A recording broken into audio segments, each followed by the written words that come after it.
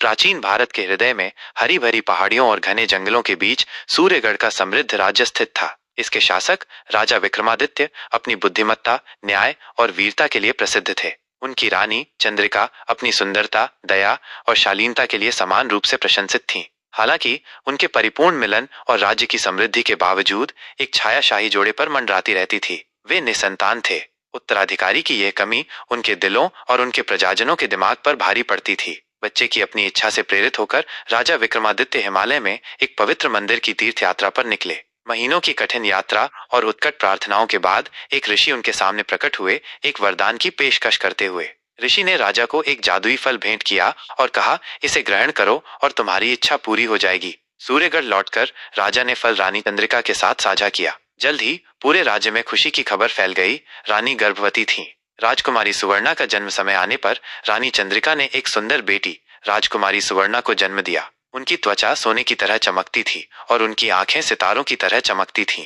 राज्य ने अपनी प्रिय राजकुमारी के आगमन का जश्न मनाया। जैसे जैसे सुवर्णा बड़ी हुई, वो असाधारण सुंदरता और बुद्धि की एक युवती में खिल उठी। वो कला में कुशल थी, प्राचीन शास्त्रों में निपुण थी और एक दयालु और करुणामयी हृदय रखती थी। हालांकि सुख शायद ही कभी अपने प्रतिरूप के बिना मौजूद होता है। एक पड़ोसी राज्य में कलासुर नाम का एक दुष्ट जादूगर रहता था। सूर्यगढ़ की समृद्धि और राजकुमारी सुवर्णा की सुंदरता से ईर्ष्या करते हुए उसने राज्य पर कब्जा करने और राजकुमारी को अपनी बनाने की साजिश रची। कलासुर के पास काली जादू था और उसने एक शक्तिशाली अभिशाप दिया, जिससे सूर्यगढ़ के पूरे राज्य पर गहरी नींद आ गई। राजा विक्रमादित्य, रानी चंद्रिका और उनके सभी प्रजाजन एक गहरी जादुई नींद में सो गए। सूर्यगढ़ की दुर्दशा की खबर पड़ोसी राजा के वीर पुत्र राजकुमार वीर के कानों तक पहुंची। अपनी बहादुरी और वीरता के लिए जाने जाने वाले वीर ने अभिशाप को तोड़ने और राजकुमारी सुवर्णा को बचाने की कसम खाई। वीर की यात्रा खतरों से भरी थी।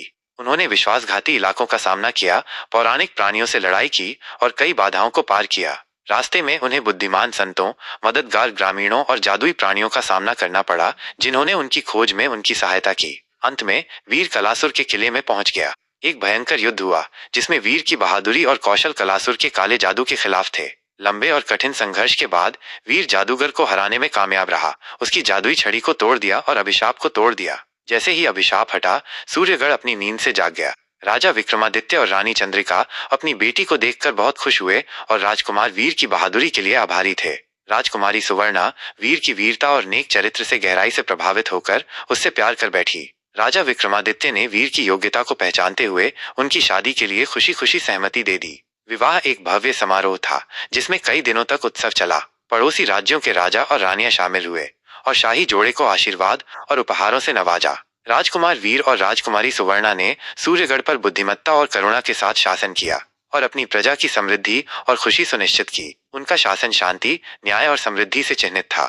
यह राजा रानी की कहानी कई अन्य लोगों की तरह मूल्यवान नैतिक पाठ देती है। बुराई पर अच्छाई की जीत, राजकुमार वीर की दुष्ट जादूगर कलासुर पर जीत अच्छाई की शक्ति में स्थायी विश्वास को पुष्ट करती है। साहस और दृढ़ता, वीर की कठिन यात्रा चुनौतियों पर काबू पाने में साहस और दृढ़ता के महत्व को उजागर करती है। दया और करुणा, रानी चंद्रिका और राजकुमारी सुवर्णा के पात्र दया और करुणा के गुणों पर जोर देते हैं। कर्तव्य का महत्व, राजा विक्रमादित्य का अपने राज्य के प्रति समर्पण और वीर की राजकुमारी को बचाने की प्रतिबद्धता अपने कर्तव्य को पूरा करने के महत्व को दर्शाती है। ये कहानियां सांस्कृतिक विरासत से भरपूर दर्शकों को मोहित करती रहती है और हमें उन शाश्वत मूल्यों की याद दिलाती हैं जो हमारे जीवन को आकार देते हैं।